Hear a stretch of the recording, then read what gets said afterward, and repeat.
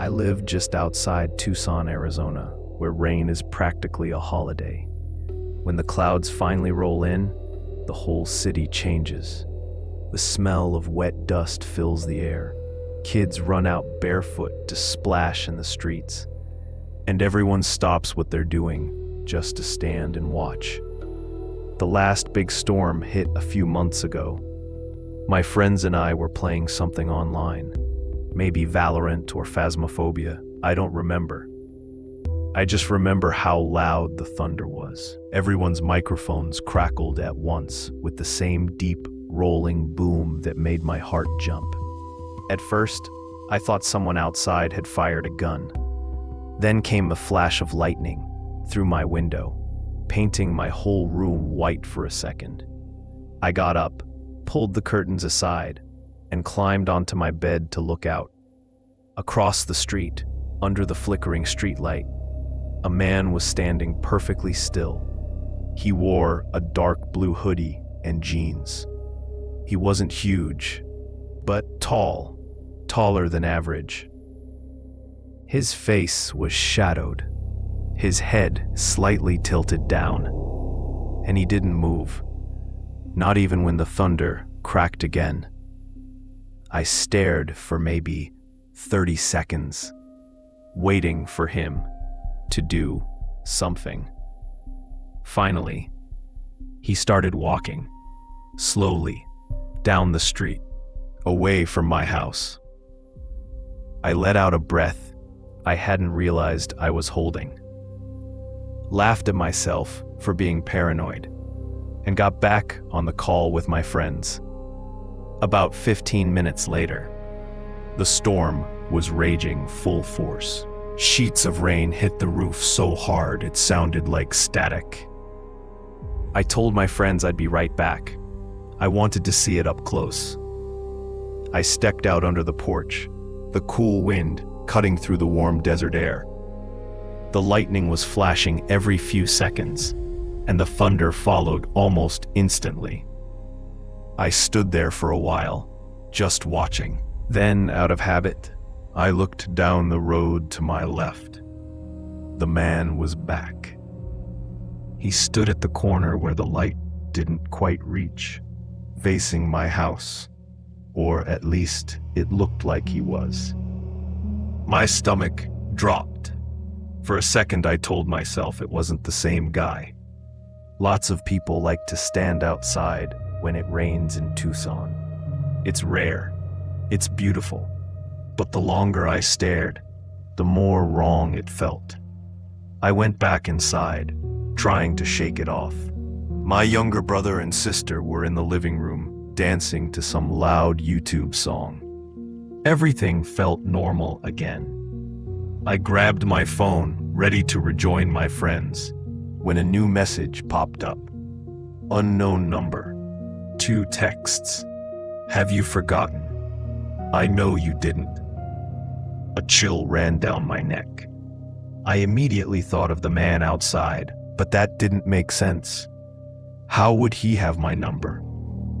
I texted my friends, asking if any of them were messing with me. One by one, they all said no. I tried to laugh it off. It was just a prank, right? A little while later, a knock came at the front door. Not a loud one, just 2 slow, deliberate knocks. I checked my phone. 12:41 a.m. No one visits this late. Not here. I peeked through the blinds, but the storm had turned everything outside into a blur. The rain looked like smoke. Then, boom, a thunderclap so loud it made me jump and hit my head on the window frame. When I looked slowly, I turned my head toward it. There was a shape there. Hands, 2 pale hands, pressed against the glass, fingers spread wide. Behind the blur of rain, I could just make out his grin. A wide, unnatural grin that stretched too far across his face.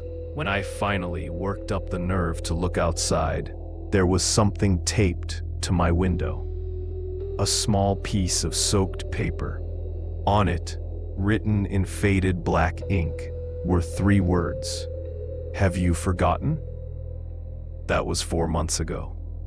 It hasn't rained in Tucson since, but every night, when the wind howls through the cracks in my window, I swear I can still smell the rain.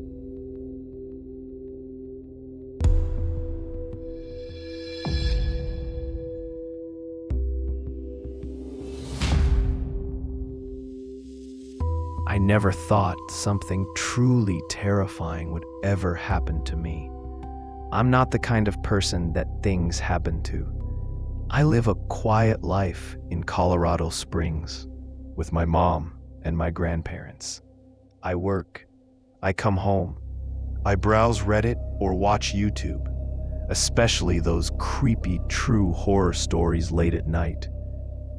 I always loved the thrill of them, but ever since that night, I can't listen to them the same way. It was around 4 a.m., though I couldn't say exactly. The rest of the house was asleep.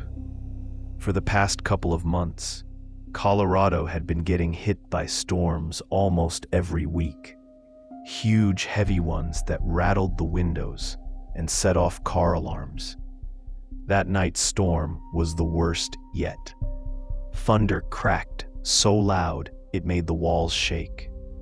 I was lying in bed, scrolling through Reddit, watching the lightning flash through my curtains, when the power suddenly cut out. Total darkness. I sighed, annoyed more than scared at first. I had some charge left on my phone, so I switched to data and kept browsing. The rain pounding on my window was kind of soothing. I don't know when I drifted off, but I must have. When I woke up, it was silent. No rain, no thunder, just that eerie hum the wind makes when it slides through the cracks in the walls. My mouth was bone dry, so I decided to get a drink of water before going back to bed. I grabbed my phone and turned on the flashlight. The house was freezing. The moment I opened my bedroom door, a burst of cold air hit me so hard I shivered. I threw on a hoodie and stepped into the dark hallway. As I made my way toward the kitchen, I could hear the wind again. Soft at first, then stronger, like it was rushing through the house itself. I reached the kitchen, grabbed a glass, and turned on the tap. That's when I noticed it. The patio door was wide open. Rain still clung to the frame, dripping onto the tile. My heart skipped. I froze, staring at it for a moment, then tried to reason it out. Maybe my grandfather had stepped out earlier and forgot to close it. That made sense. He's forgetful sometimes. I shut the sliding door, locked it, and practically jogged back to my room. Once inside, I locked my door too. My pulse was racing. I told myself I was overreacting, that I just freaked myself. My blood turned to ice. I told myself it was nothing, an old frame creaking, or maybe my imagination.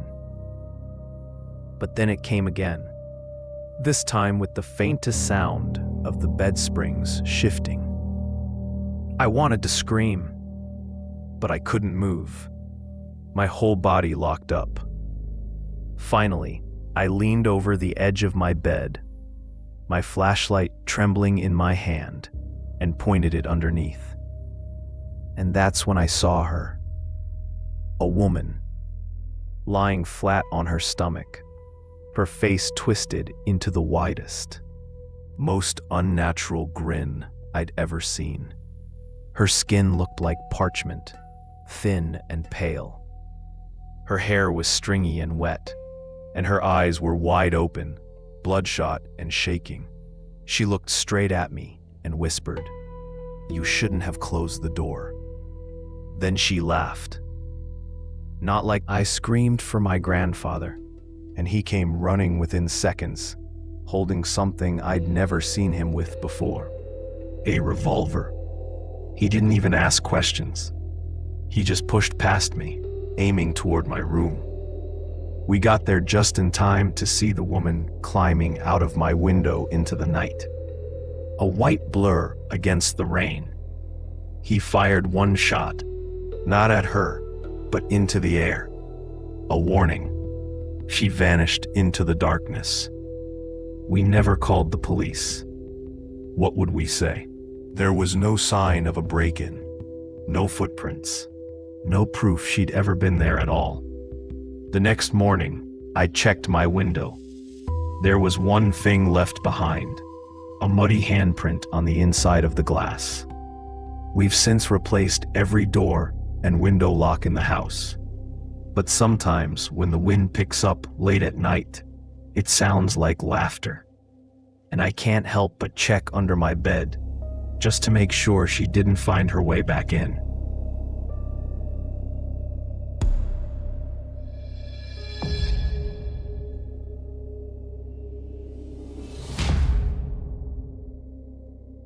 It's been a rough few nights here in Des Moines, Iowa. Flood warnings have turned into thunderstorm watches, and the thunderstorm watches have been replaced by tornado alerts. Every night, the sirens go off at least once, and the whole neighborhood vibrates with that low, metallic hum that makes your stomach twist. I used to love thunderstorms. I'd grab a blanket, curl up on the couch, and just watch. Lightning splitting the sky, thunder shaking the windows, the air thick and alive with electricity. It used to calm me, remind me how small we all are under the sky, but not anymore. The forecast that night called for storms rolling in around 2 a.m., so I was surprised when flashes started lighting up my living room just after midnight. I was halfway through an episode of The Bear on my laptop, so I muted it, pulled off my headphones, and waited for the thunder to follow. But it didn't. At first, I thought maybe it was far off in the distance. Lightning sometimes plays tricks like that. But the flashes were bright, too bright, and they were close enough to cast moving shadows across the walls. Still, not a single sound followed. Curiosity got the better of me.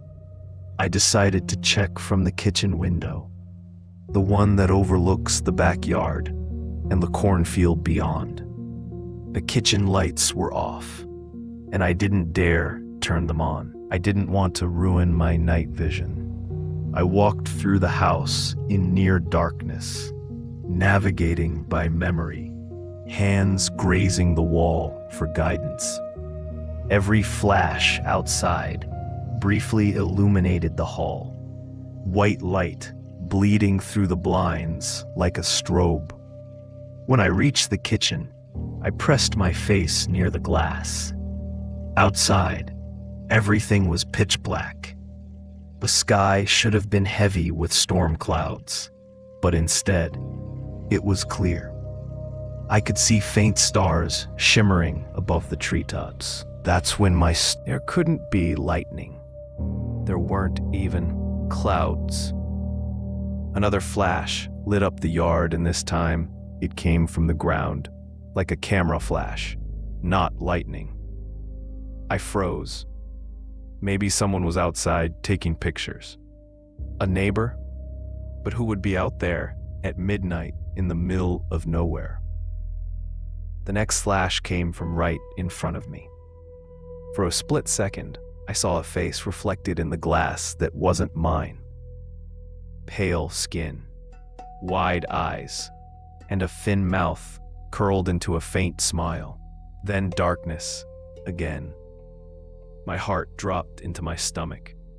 I took a step back, trying to make sense of what I'd seen, telling myself it was just a trick of light. But before I could move, another flash came. this time outside, 5 feet beyond the window. And that's when I saw him. A man, standing in the yard, facing me. His face was blank, almost featureless, but I could see his eyes glinting in the light. He was holding something small in his hand. Something metallic. He was taking pictures of me. I stumbled backward, nearly knocking over a chair. My pulse hammered in my ears. The next flash didn't come, but I could see the faint outline of his figure still standing there, watching. I scrambled for my phone, fumbling to call 911. Before the call could even connect, a new light filled the room. Not white this time, but red. The power came back on. Every appliance in the kitchen beeped at once. The sudden light from the oven clock lit the window again. The man was gone. When the police finally arrived 20 minutes later, there was no one outside. No footprints, no camera, no evidence anyone had been there at all. But when I checked my phone the next morning, I noticed something strange. The screen was cracked along the top edge, and my camera app was open. The last photo in my gallery was time-stamped 12:07 a.m. It showed my kitchen window, and me standing in front of it, staring out into the dark.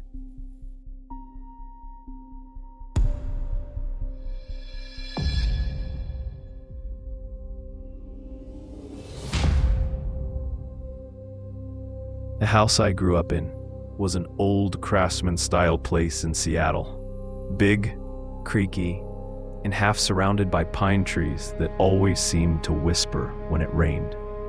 My bedroom was upstairs, and its window faced the street and the driveway below. My bed was right against that window, so when it stormed, it felt like the sky was right outside my ear.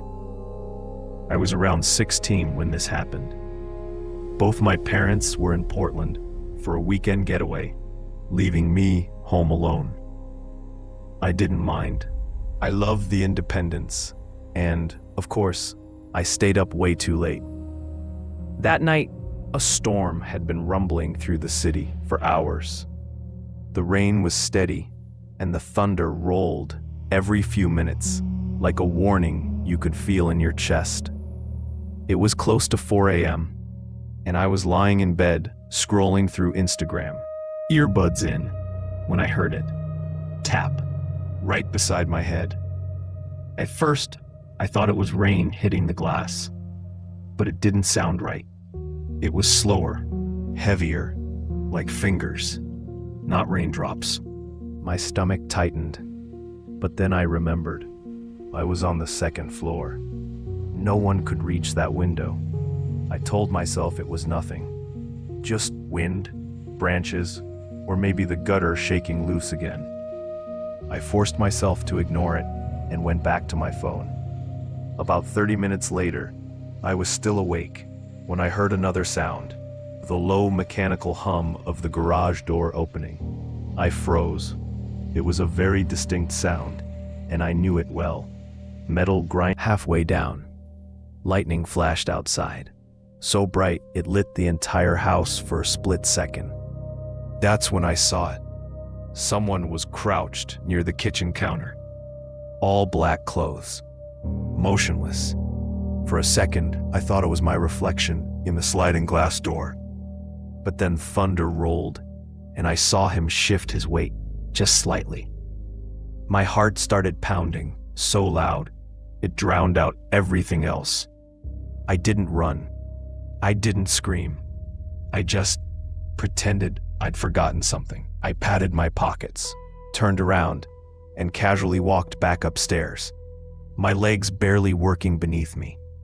Once inside my room, I shut the door, locked it, and shoved my dresser against it.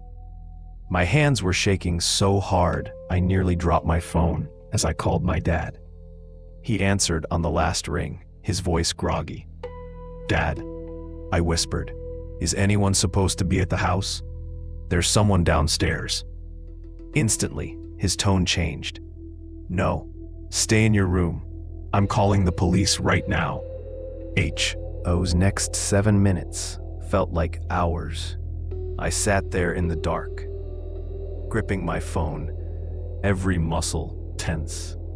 The rain masked most of the noise outside my door, but every now and then, I thought I heard faint creaks from the floorboards below, slow, careful steps. Then finally, flashing blue and red lights broke through the curtains. The police found him hiding in the basement, wedged behind a stack of paint cans and old boxes. He was filthy, wearing soaked clothes and carrying one of our kitchen knives. They also found something else. One of our garage remotes, the kind that clips to your car's sun visor. That was the moment everything clicked. A few months earlier, my dad's car had been broken into while parked downtown. Among the things stolen was his old work bag, a phone charger, and that garage opener. We replaced the bag, never thinking about the remote. We had no idea that whoever took it had been quietly figuring out which house it belonged to. The man never said a word after he was caught. They told us he wouldn't explain how he found our address or what exactly he planned to do. But here's the thing that keeps me up at night. The police said when they pulled him out from behind the boxes, his phone fell out of his jacket pocket. It was open to a photo gallery. Every single picture was of my house, taken from outside, and one of them, time-stamped 4:02 a.m., was of my bedroom window.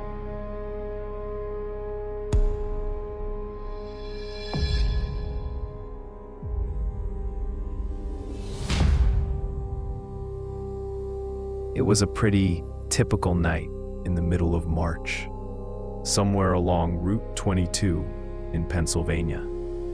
I was working the night shift at a Sunoco gas station just outside Harrisburg. Normally, I worked afternoons, but one of the overnight guys called in sick, and my manager offered me overtime if I could cover from 10 p.m. to 8 a.m. Easy money, I thought.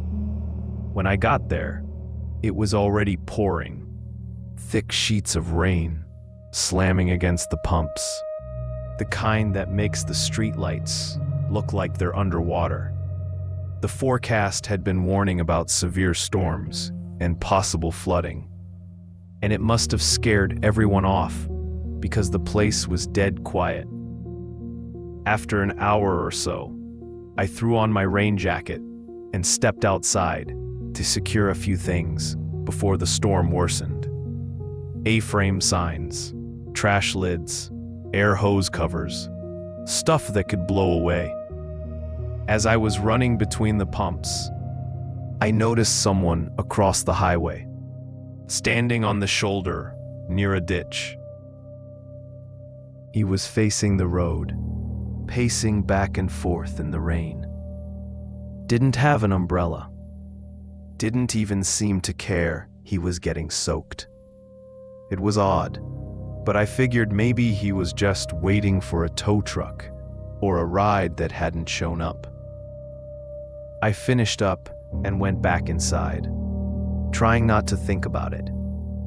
By midnight, thunder was rolling across the valley, and the rain had turned violent.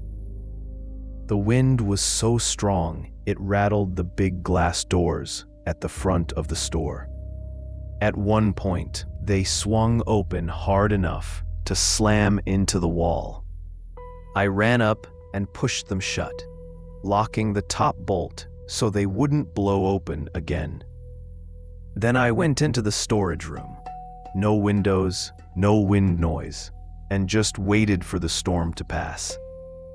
That's when I heard it. A dull, muffled thud.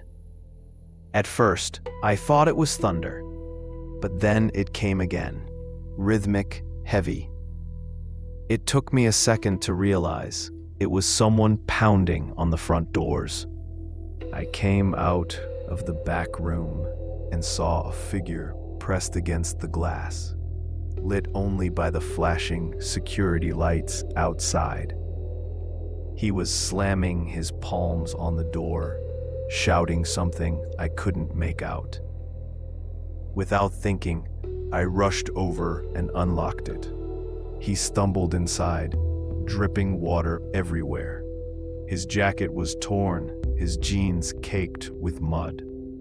I expected him to say thank you or ask for help, but he didn't say a word. He just started pacing, back and forth, back and forth. When he turned his head, I realized it was the same guy I'd seen earlier by the side of the road. Had he been out there all this time? I tried asking if he needed help, or if I should call someone, but he didn't respond. His eyes looked hollow, distant. As I moved toward the counter, I picked up the store phone to call 911. But the moment I did, his head snapped toward me. His expression changed instantly. His lips tightened. His shoulders rose. "Don't," he said. Just that one word. Quiet but sharp enough to freeze me in place. I lowered the phone. He stared at me for several long seconds, and that's when I saw his hands. The knuckles were split open, bruised, and streaked with dried blood. He turned away and went back to pacing, mumbling under his breath. The storm outside only made it worse. Gusts slamming into the glass, the lights flickering, the wind howling through the gaps in the doorframe. I stood there behind the counter, trying to plan something, anything. Should I make a run for it? Try to text the cops quietly? But if he saw me move the wrong way, I wasn't sure what he'd do. So I waited. 20 minutes passed like an eternity. Neither of us spoke. The only sounds were the wind, the rain, and his wet shoes squeaking on the tile. Finally, he stopped. I locked the doors the second he was gone and called the police. It took them almost 40 minutes to show up. Roads were flooded all over the county, but when they got there, the man was nowhere to be found. The next morning, after the storm cleared, local news ran a story about a missing woman from just a few miles away. She'd left work at 11 p.m. and never made it home. Police said her car was later found abandoned near Route 22. They didn't release details, but they did mention there were signs of a struggle inside. I don't know if it was him. I don't know if he came in just to hide or to calm down,